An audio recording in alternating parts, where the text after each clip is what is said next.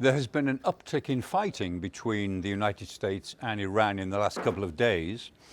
The ceasefire, you wouldn't say, isn't quite over, but it is in serious trouble. The fact is, war has a habit of mutating into something else.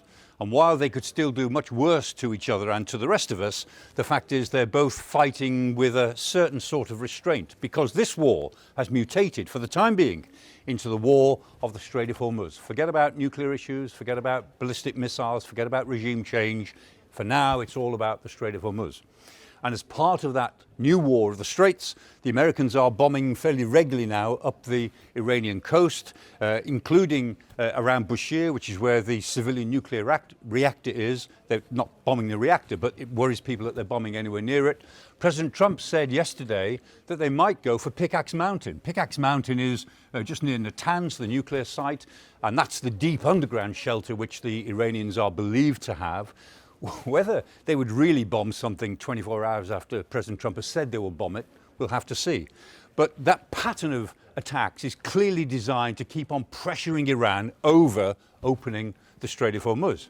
And of course, in response, the Iranians are attacking American bases in the region. They're particularly interested in the bases, the air base in Kuwait. They're particularly interested in Bahrain, in the naval base at Bahrain, the headquarters of the Fifth Fleet, the big air base in Qatar, and of course, various facilities that the Americans have in the UAE. But the Americans still have the concentration of force in the area that they've had for some time.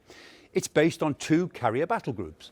Sky's Data and Forensics have located, with satellite imagery, these two carriers. They're quite close together, but they're also about 380 miles away from the Strait of Hormuz, which is the safe distance as far as they're concerned from the Iranian coast. Go any closer and they might have to start defending themselves. But the fact that the carriers are quite close together tells us that they are ready for some sort of operation.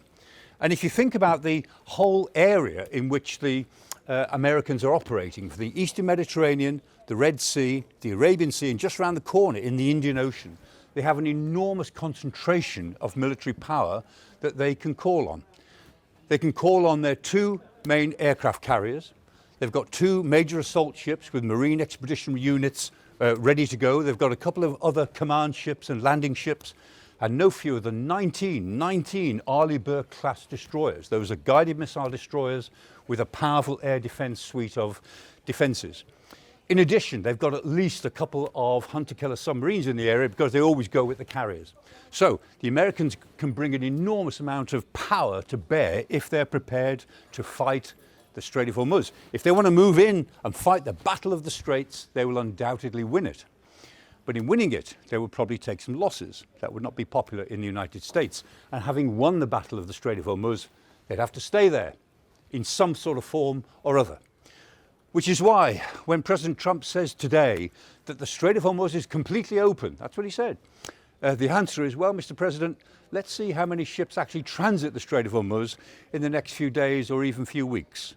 Probably not many.